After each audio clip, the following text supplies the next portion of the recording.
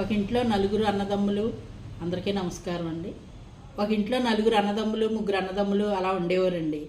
ఉన్నప్పుడు ఏం చేసేవారంటే, నా చిన్నతనంలో చక్కటి అనుబంధంతో అన్నదమ్ములు ముగ్గురును పొద్దుటే లేచి కాసేపు పిచ్చాపట్టే మాట్లాడుకుని ఎవరి పనుల నిమిత్తం వాళ్ళు వెళ్ళిపోతూ ఉండేవారు. ఆ ఇంటి పెద్దని చాలా గౌరవించేవారు. పెద్ద అన్నగారు ఉన్నారనుకోండి, ఆయన్ని ఎంతో గౌరవంగా మాట్లాడేవారు. అదే కొన్నిళ్లలోనూ ఎలా అంటే, బావగారు పిల్లలు ఉన్నారనుకోండి, ఏవండి అని పిలవాలి. ఆ సిస్టమ్ అలా ఉండేది అప్పుడు రోజుల్లో. ఇప్పుడైతే ఎవరు పట్టించుకోరు కానీ అప్పుడు రోజుల్లో అలా ఉండేవి.